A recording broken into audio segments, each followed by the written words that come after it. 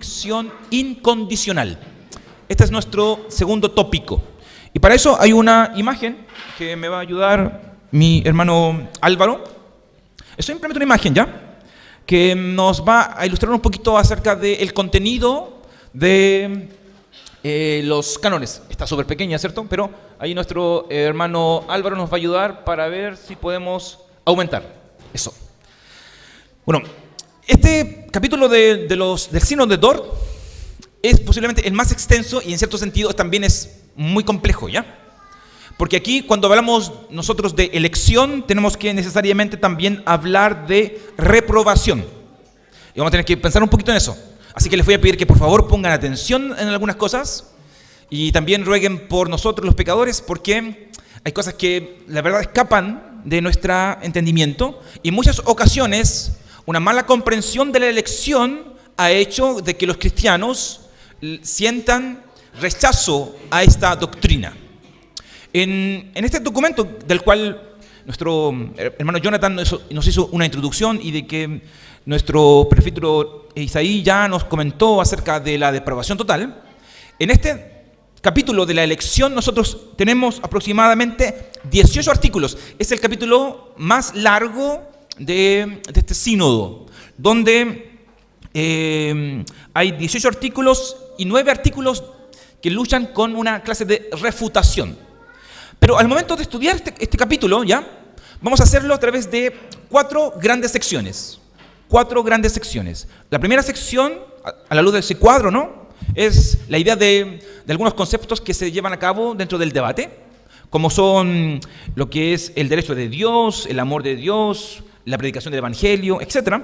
Luego vamos a abordar un poquito acerca de la definición de lo que es la elección, para luego pasar a un propósito de la elección, que es generar certeza, no miedo ni temor, certeza. Y algunas aplicaciones que el mismo documento nos otorga con respecto a este asunto de la elección. Entonces, introduciéndonos en primer lugar al tema del debate, y que si nosotros tuviéramos aquí los artículos en la mano, podríamos mirar los primeros 5 artículos. Los primeros 5 artículos nos hablan, en primer lugar, que la elección es un derecho de Dios, donde Dios tiene completa libertad de poder dejar a todos nosotros, ustedes y a mí, en un estado de pecado y juzgarnos a causa de eso. Él no tiene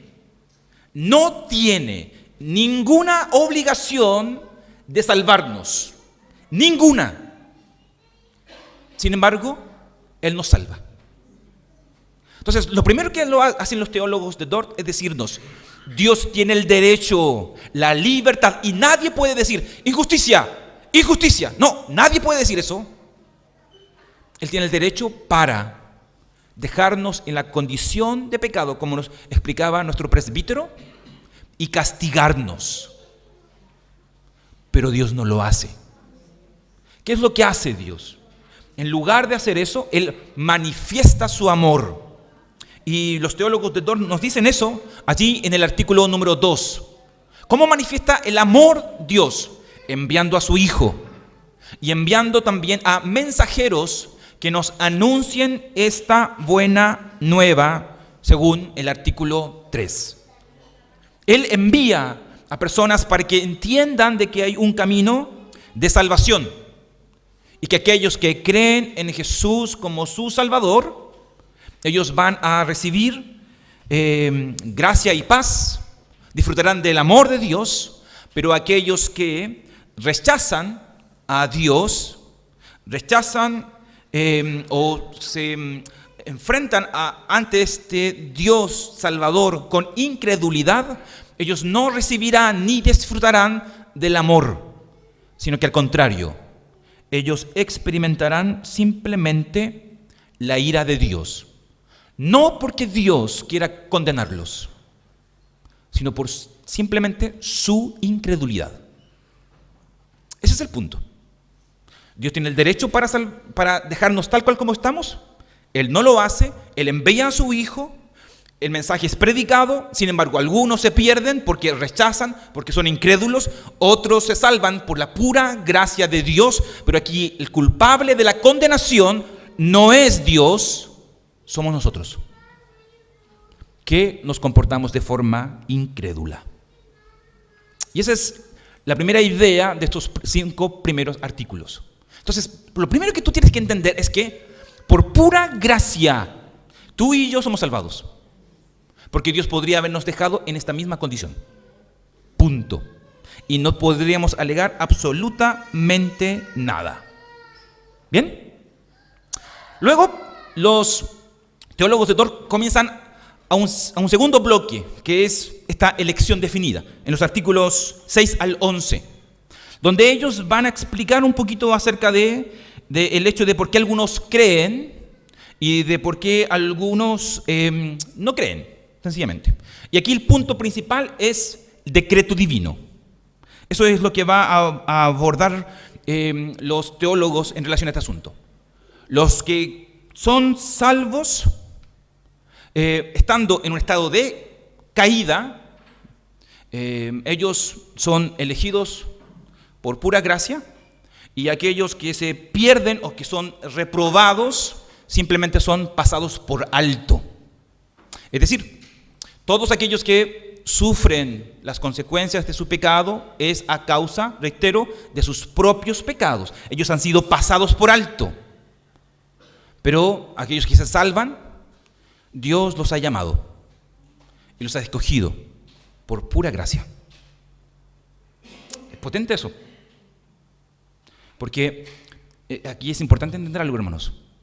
Si tú y yo vamos a creer en la elección, en la doctrina de la elección, tú y yo también tenemos que creer en la doctrina de la reprobación.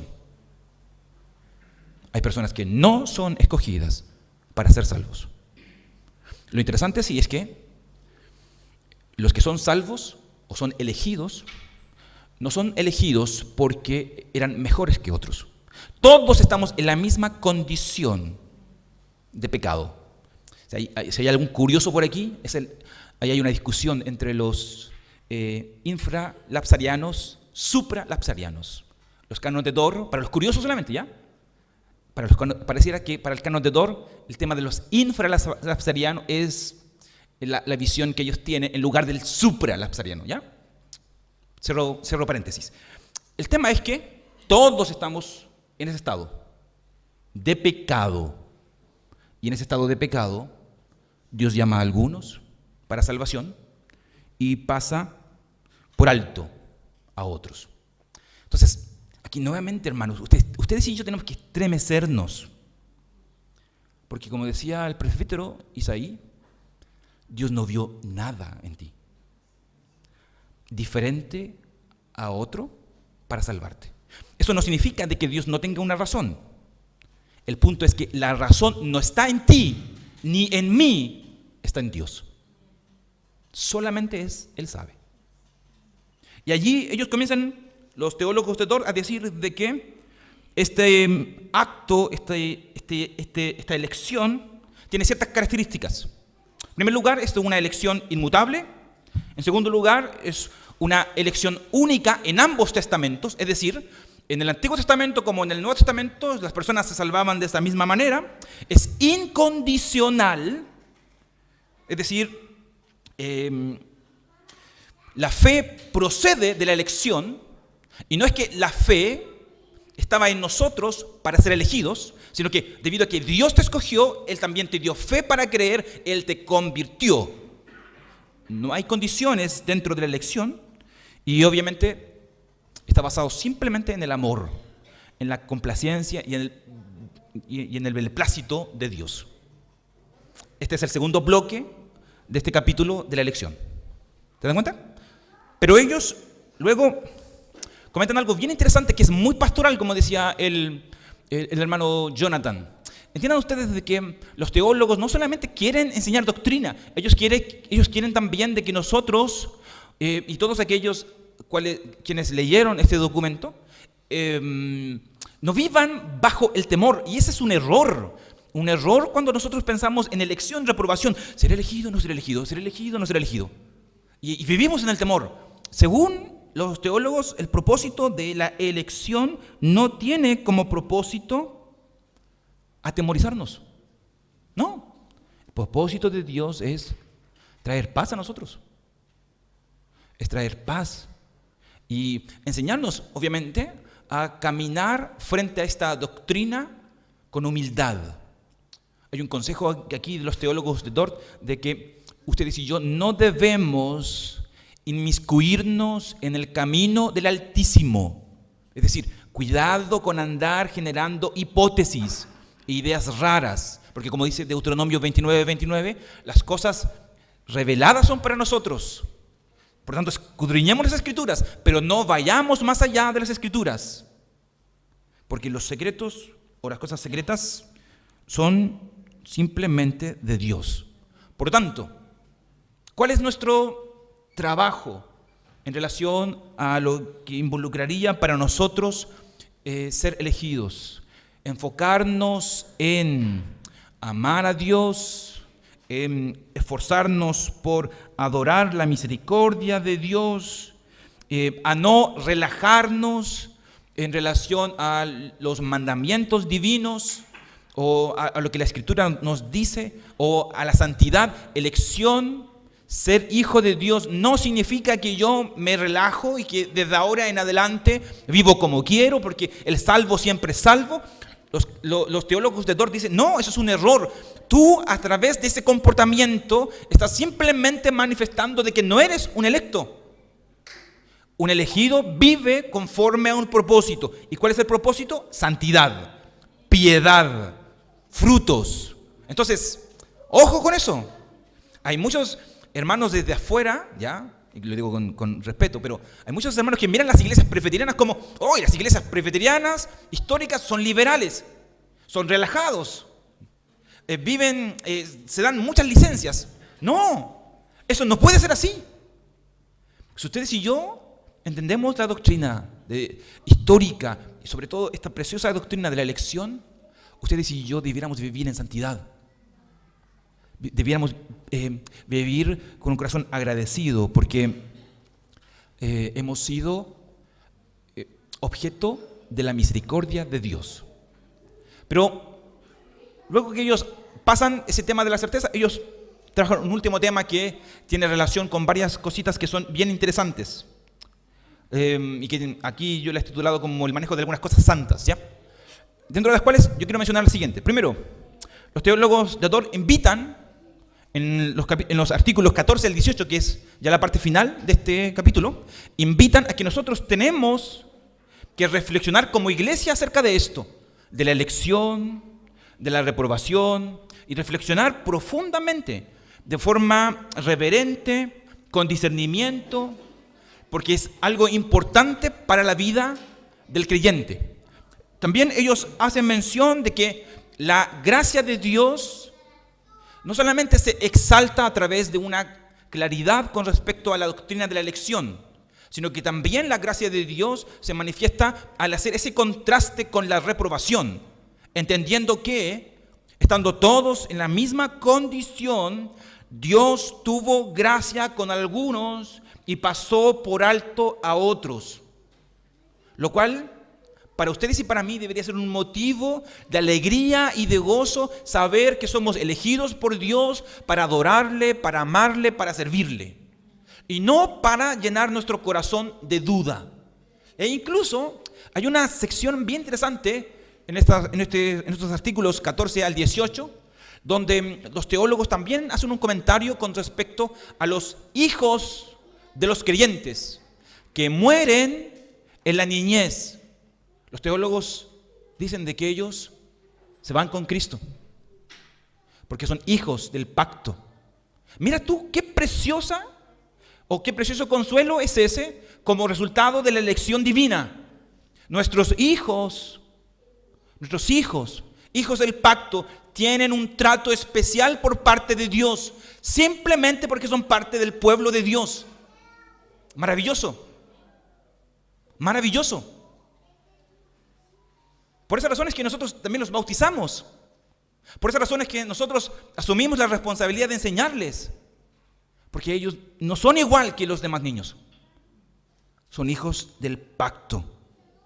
Y en ese sentido, nuevamente, el artículo 18 termina diciendo de que Dios tiene todo el derecho, reitero, de elegir inmerecidamente y de reprobar con justicia a todos aquellos a quien Él quiera.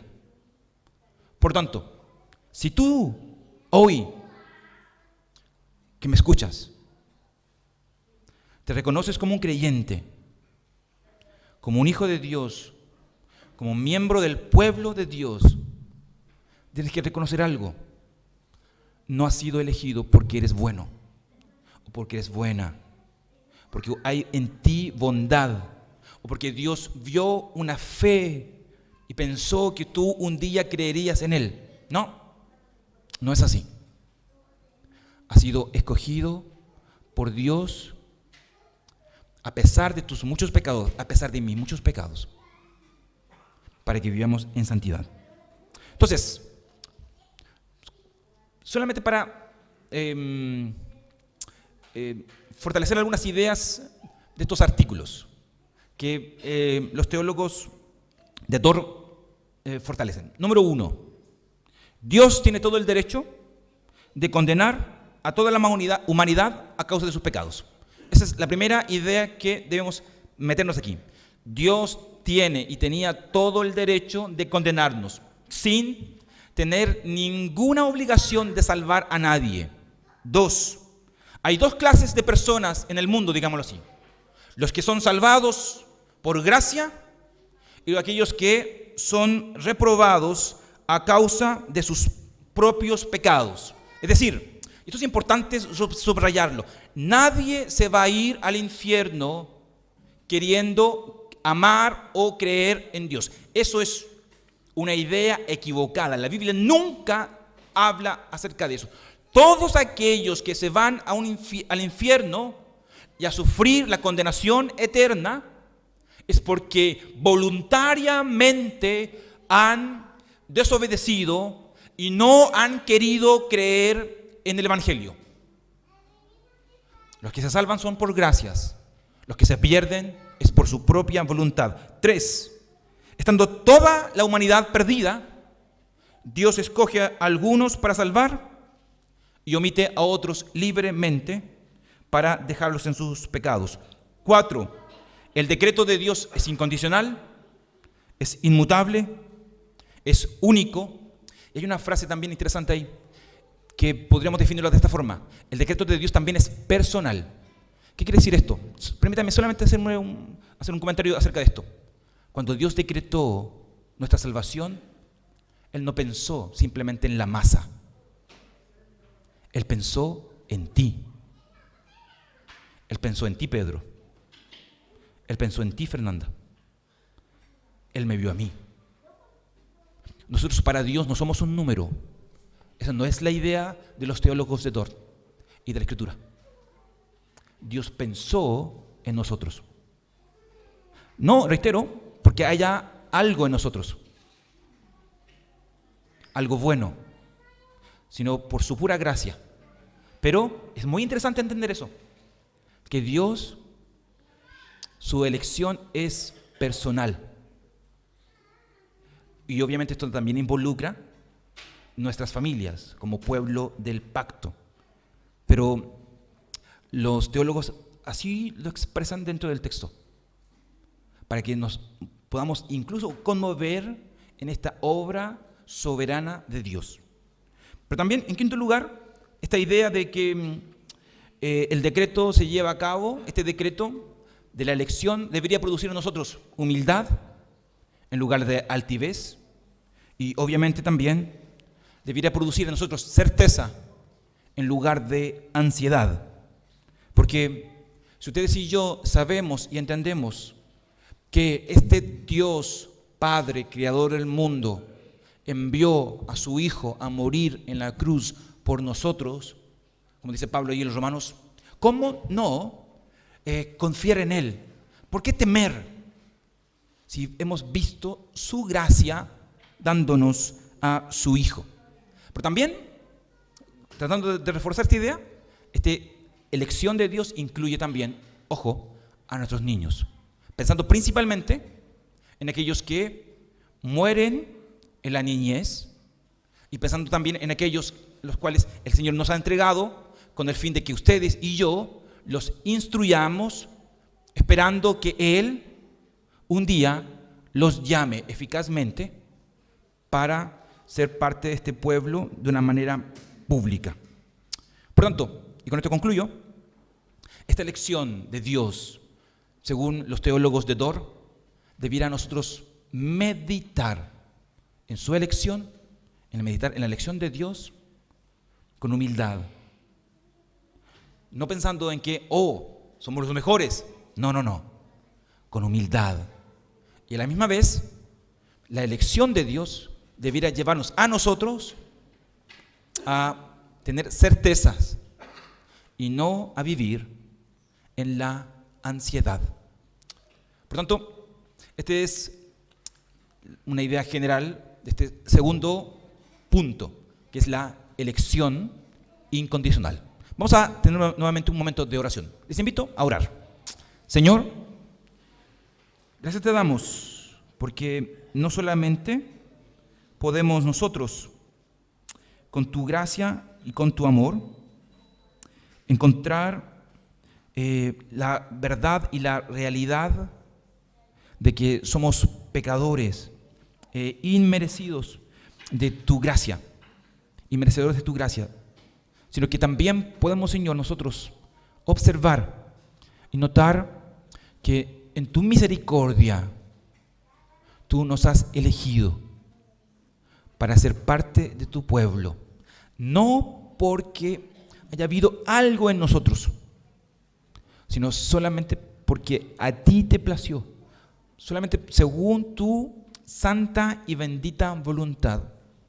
Y por esa razón nosotros, Señor, no podemos hacer otra cosa más que agradecerte, porque no teníamos ninguna posibilidad, ni éramos ni somos diferentes a los demás, pero fuiste tú, Señor, quien nos alcanzó, y fuiste tú también, Señor, quien enviaste a tu Hijo a morir en una cruz, no por el mundo, sino por nosotros.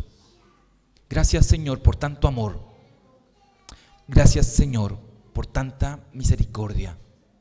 Ayúdanos, Señor, a vivir conforme a dicha elección, a dicho amor. Y ayúdanos también, Señor, a confiar en ti en toda circunstancia, en todo momento de dolor, en todo momento de tristeza, sabiendo de que tú, Señor, nos ves y nos has llamado para tu gloria. Gracias te damos por este momento. Oramos en el nombre de Jesús. Amén y amén.